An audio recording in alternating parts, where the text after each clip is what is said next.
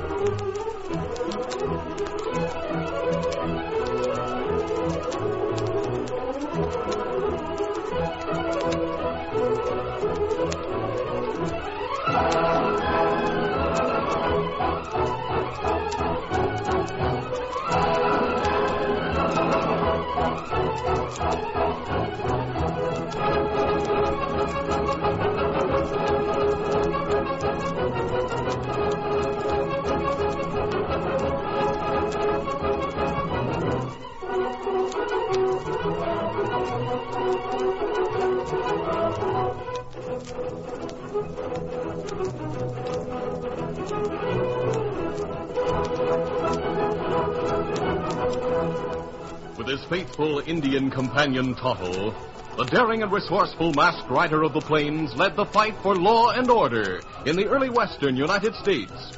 Nowhere in the pages of history can one find a greater champion of justice. Return with us now to those thrilling days of yesteryear. From out of the past come the thundering hoofbeats of the great horse Silver. The Lone Ranger rides again. Oh, Silver! Let's go, big fellow! Hail, Silver!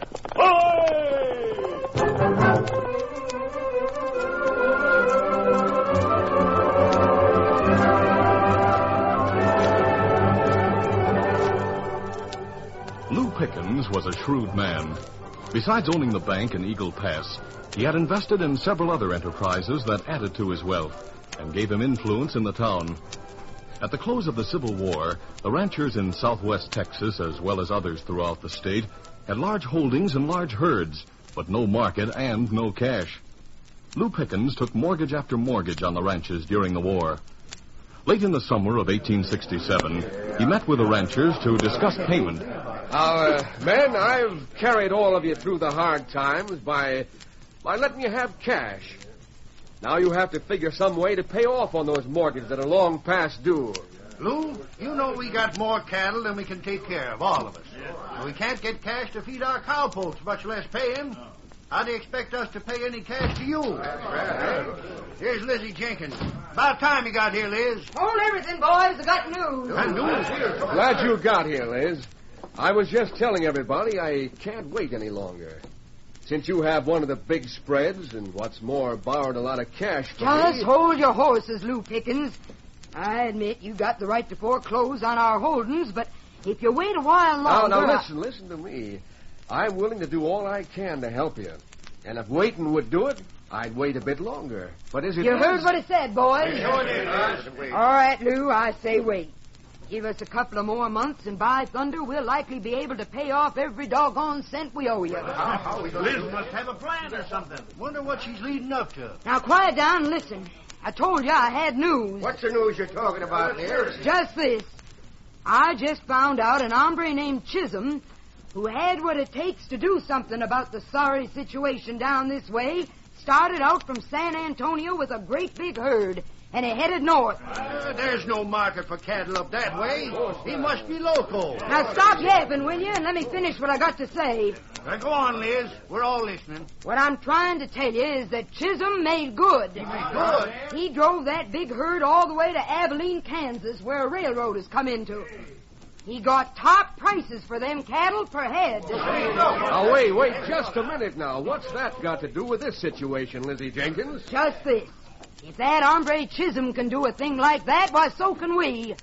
We can pool our cattle and follow the Chisholm trail. Lou, all we're asking is the chance. Now, what do you say? Well, I'll tell you what.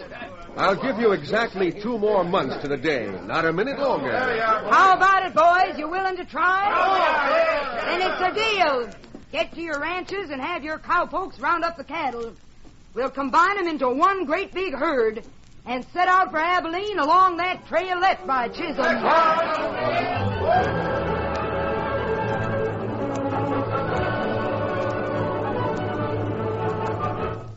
The following morning, Lou Pickens was talking to 2 of his men in his office at the bank. Jake, day after tomorrow, Liz Jenkins is leading the drive from Eagle Pass over to the Chisholm Trail, which starts at San Antonio. All the ranchers are rounding up their cattle to join her. How come you agreed to let them start on that drive, Lou? We thought you wanted to get their land by foreclosing those mortgages. Oh, if I foreclosed without giving a chance to make good, they'd be in a nasty mood. I'll tell them what might happen, even though the law would be on my side. Yeah, those ranchers and the ranch hands would really raise a rumpus. That's exactly it, Tex. Now, I figured to give them more time and let them start that drive. If Chisholm made it, maybe they will too, Lou. I know. But we're going to see that they don't make it. Savvy? Well, how are we going to stop them? Look, Tex, lots of things can happen between here and there, and it's up to you and Jake to see that they do happen. Oh, but they'll take a lot of men on a big drive like that. Sure, I know that. But you can take a few men along with Breed. He can rouse up some Indians he knows up in the Indian Territory if they get that far. Well, that's all right as far as it goes, Lou. But suppose they do happen to get through, in spite of what we try to do. Well, then see that Liz Jenkins doesn't get back here with the cash they might get for the cattle. Now, hold on. Liz Jenkins is plenty smart, Lou. After something happens the first time, she'll be on guard. Yeah, that's right. I'll tell you what. You and Jake go along with the drive. I'll arrange it for you. I'll follow with Breed and a few men. You 2 can be sort of spies in camp, you might say. You can take turns sneaking out of camp each night and telling us what plans they have for the drive the following day. Yeah, that ought to work. All right, Lou. You fix it up for Tex and me to go with them. Well, that'll be easy. I'll just tell Liz I want a couple of my men along to make sure the drive is going to succeed. You just leave it to me. The 2 of you go get ready to join the drive. I'll fix it up with Liz and the others. Several days later, the Lone Ranger and Tonto came to a stop on a plateau overlooking the plains between Eagle Pass and San Antonio. Oh, Silver. Whoa, Tonto, look there below. Thousands of steers. Me not savvy where them drive big herd like that. I know, Tonto. A man named Chisholm cut a trail from San Antonio all the way to Abilene, Kansas, and sold a big herd of cattle for shipment by railroad to the east. The ranchers in the southwest have had great setbacks because of the war between the states.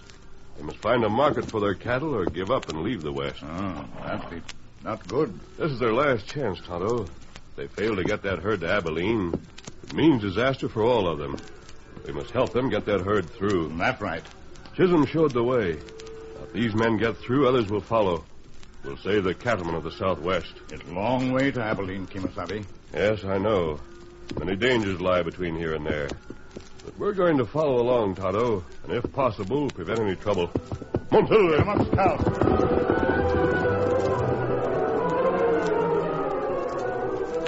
The drive from Eagle Pass through San Antonio was uneventful. Liz Jenkins, Hank Collins, and Jed Davis owned the larger share of the herd, and all of the ranchers had decided to let Liz give the orders. Lou Pickens had persuaded her to take Jake and Tex along as his representatives. And each evening, when they stopped for the night, Liz included the 2 men in the conferences she held with Hank and Jed. They had left the Llano River behind them and camped one night on the plains south of the Brazos River. Liz talked over plans that night with Hank and Jed and Lou's 2 men. By thunder, we've done wonders so far. By tomorrow night, we ought to be camped on the banks of the Brazos. Liz, I can't believe we've come this far without trouble. Aye. In fact, I'm beginning to think we'll make Abilene without much loss. Then we'll be on our feet again. Yeah, that's right, Jed, we will. But I got all the information I could before I started this here drive. Chisholm ran into trouble on this plain some miles from here. What kind of trouble? A big buffalo herd stampeded the cattle. He lost close to 500 head. Now, we'll swing a little more to the left toward the hills tomorrow to avoid any buffalo herds that might be on the plains.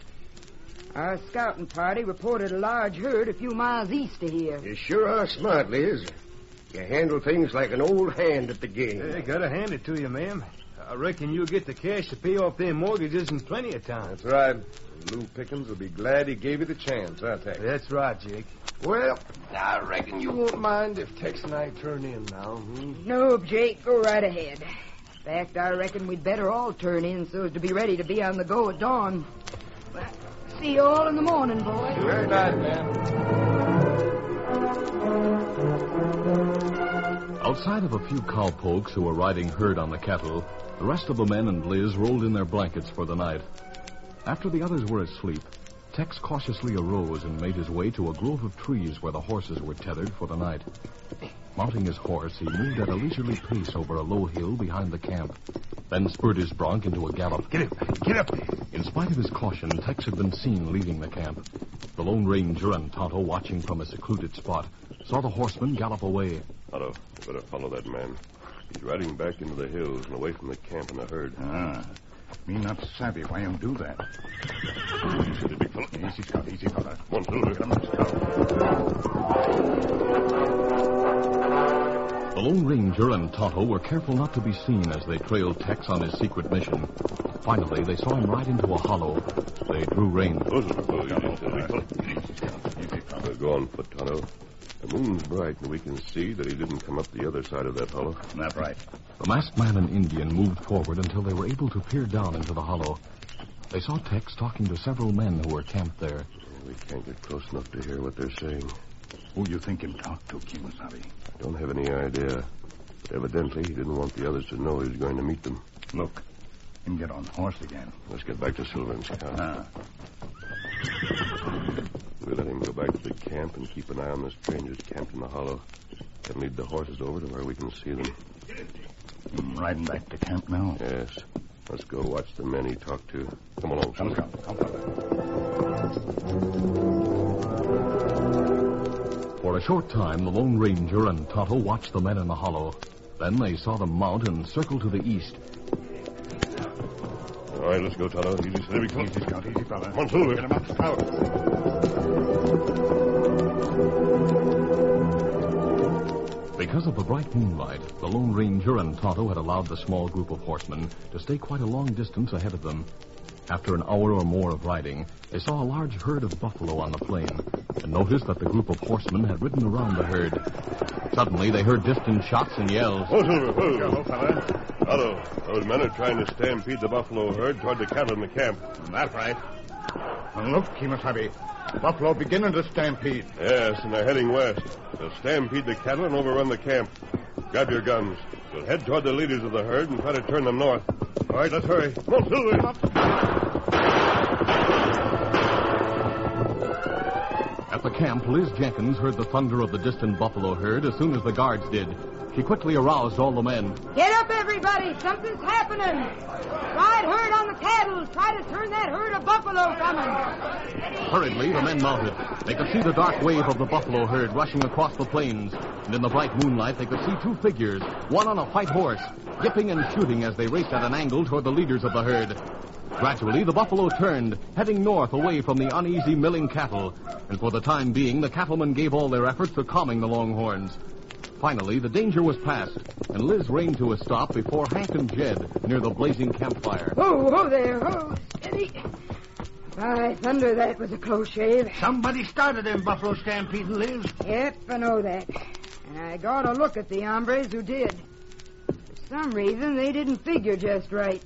And for all their shooting and yipping, they scared that buffalo herd into turning away from us. But from now on, boys, keep your guns handy. And when you see a masked hombre on a white horse and an Indian on a paint, shoot 'em on sight.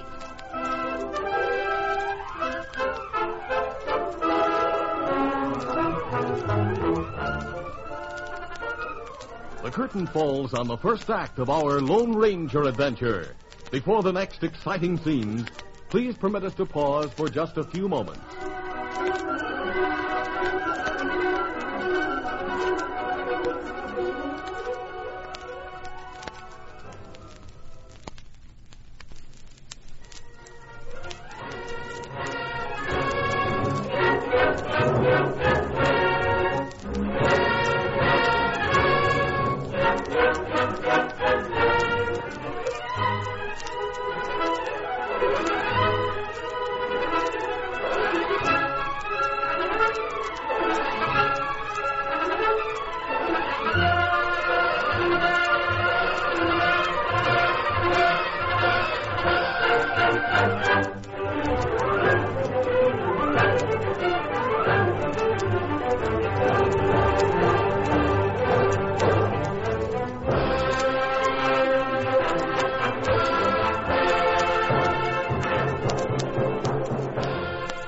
Now to continue. The drive moved onward past the Red River into Indian territory without further mishap. One day, while riding south of the Cimarron River, some distance behind the cattle drive, Tonto pointed to distant hills ahead and spoke. Look, Kimasabi. Me see Indian smoke signals from hilltops far ahead. The cattlemen must not have noticed them, Tonto. That's right. Them go to valley that lead to river, and that's not good. The leaders of the drive have to be warned, Tonto. If Indians attack them in that valley, they won't have a chance. That's right. We'll ride off to the side and get ahead of the herd to make sure there is danger. If so, we'll turn back and warn them. Come on, Silver!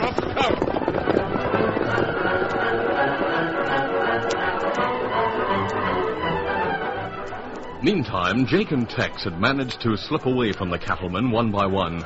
Then, meeting on a trail in the hills, they rode forward at a fast pace until they saw Lou Picken's renegade Indian helper Breed waiting at a cross trail. They pulled to a stop. Oh, howdy. Hi there. Where's Lou, Breed? Him at village of Chief Wolfclaw, back in hills short way. Him wait there till Indians make raid. Him say you come, not stay with herd longer. That's why we slipped away. We don't want to get caught in that ambush with the others. Now, me take you to where... Wait. Me see riders go along trail on side other hill. What? Where? I don't see him. Hey, by golly, Breed's right, Jake. Look through the trees of that hill yonder. See him riding along the trail there, two of them. Them not see us here in grove of trees. Them ride white horse and paint. One wear mask, him paleface. One on paint, him Indian. By thunderjacks. Those are the same two hombres that messed up our plan to stampede the buffalo herd into camp that time. Yeah, that's right, Jake. I remember Liz saying she saw a masked hombre and an Indian. Now, look, Breed. Any way we can get close enough to ambush them, maybe capture them? They're too far away here. Me no cross trail to other hill. We ride on further, then go cross, head 'em off. And let's get going. Right. Get it. Come on, Get it.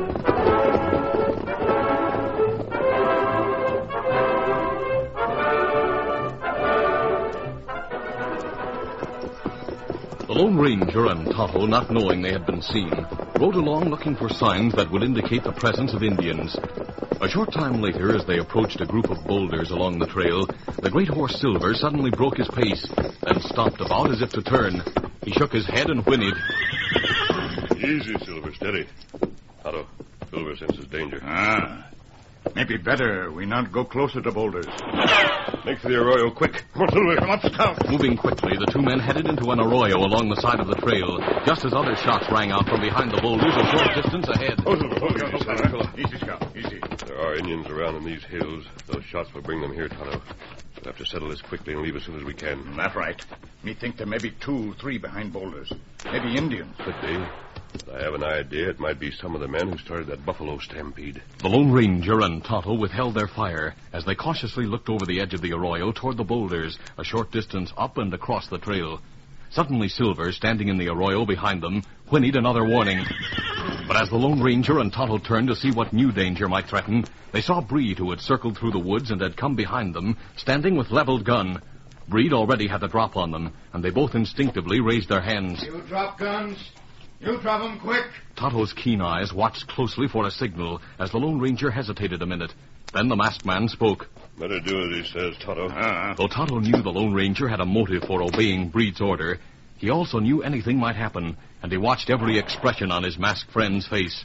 The great horse Silver also watched his master closely. Breed had come into the arroyo and stood facing the Lone Ranger and Tonto, but paying no attention to the white stallion just behind him. Suddenly, the masked man whistled. The great stallion sprang forward, knocking Breed sprawling. At the same time, the Lone Ranger and Tonto reached down and grabbed their guns. Tonto covered Breed, and the masked man swung around as Jake and Tex rode toward the edge of the arroyo. The Lone Ranger's guns blazed. Get out of here. Get it. The Lone Ranger had purposely wounded only one of the men, letting all other bullets go over their heads. As Tex rode down the trail, the masked man turned to Tonto, saying, Pick up the Indian's gun, Tonto, then go bring the wounded man here. He got gun. Now me get other fella. As Tonto went over the edge of the arroyo, the Lone Ranger turned and walked toward Breed, who had risen and stood watching like a trapped animal. Suddenly, the masked man purposely tripped over a rock. Like a shot, Breed ran across the arroyo and, leaping from one side to the other like a fleeing deer, disappeared through the woods as the Lone Ranger threw a few random shots after him. Didn't take him long to move, huh, Silver? Here, fella, get wounded. Him get bullet in shoulder. It's not bad. Look, Shut up, you. Tonto will fix his wound, then we'll take him with us to warn the ranchers. I let the Indian escape for a purpose. Also the other man. All right, let's get busy. We haven't time to lose.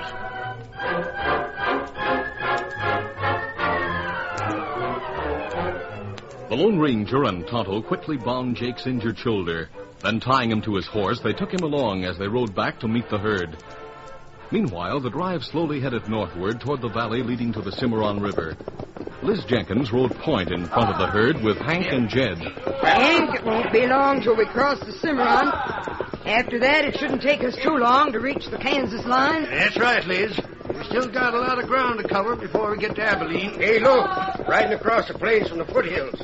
Looks like 3 hombres. Yeah, heading right for us, too. Let's pull off out of the way of the herd and see what those hombres are coming here for. Get up there. Get up. Let's stop here and wait. Oh, there. Great day. It's the masked man and the Indian. They're leading the third horse, though some hombres in the saddle. Get your guns handy. We'll question those hombres, then settle with them later for what they tried to do.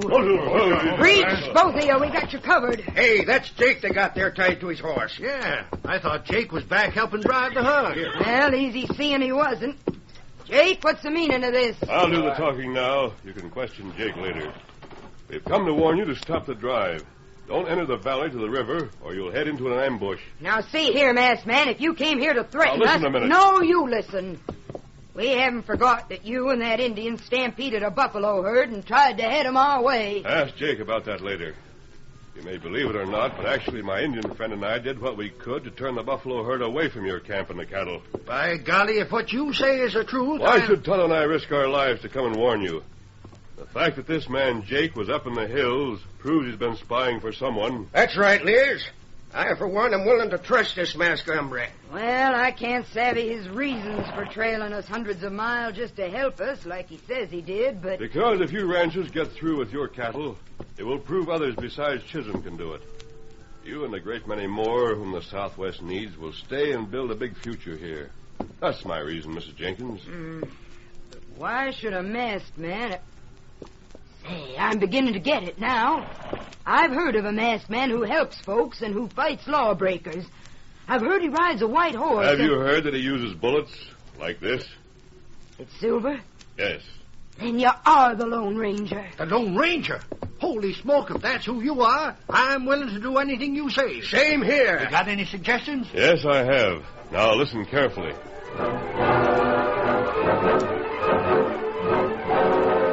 The Lone Ranger told what had happened and carefully outlined a plan of action. Tonto left to trail Breed. Then later, Tonto met the group and reported that there were some white men with the Indian chief Wolf Claw, but there seemed to be no braves at all at the village. The ranchers immediately set out in the direction of the Indian village. Meantime, in front of Wolf Claw's wigwam, Lou Pickens, who had followed the entire drive with a few of his henchmen, stood with Texan Breed discussing events with the Indian chief. I'm not sure, Lou, that those hombres that got Jake know about you following the drive. Too bad Jake let those 2 Alahoots get him. You both should have let well enough alone, Tex. We have enough to do planning the valley ambush. Jake will have to look after himself. I reckon the masked man and the Indian were just roaming through the country. They don't mix in with our plans, any. Them not smart. Breed get away easy. Forget them for the moment. Chief, I reckon the herd ought to be getting fairly close to the valley.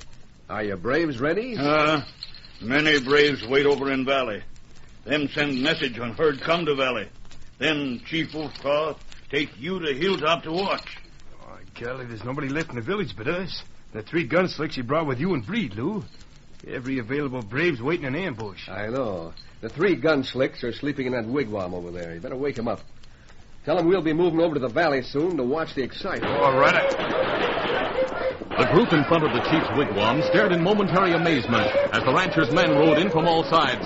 Tex gave voice to a yell. Hey, there's that masked hombre. And Miss Jenkins and the others are with him. Let him have it. Here it goes.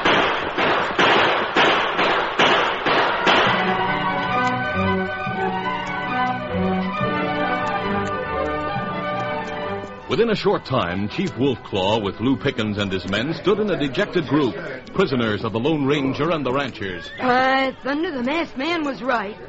And to think Lou Pickens is the one who tried to make us fail. Yeah, he hoped to get our land. We'll take these men and the chief back with us to your camp, Liz. Chief Wolfclaw will send a message by Breed to his braves in the valley. He will be held as hostage until the herd is driven across the border into Kansas. Let's go. The Lone Ranger's plan worked out, and the cattle drive moved safely into Kansas, where the chief was released. Finally, after many more days, the drive reached Abilene, and arrangements were made for the sale of the cattle. In a meeting of all the men as they prepared to return home, Liz was saying, Men, we made it. And that means others will follow. Now we'll take Lou Pickens and his men with us and give them over to the law like our friend the masked man said to do. If it hadn't been for him and that Indian Tonto, maybe we'd all be dead by this time. By thunder, I'm proud to say I live in the country where we have hombres like them, too. Yeah, I reckon all us ranchers in the Southwest Territory will be just as proud as you, Jed. I bet Lou Pickens will be mighty sorry. Why, he never would have tried to do what he did if he'd known he'd meet up with the Lone Ranger.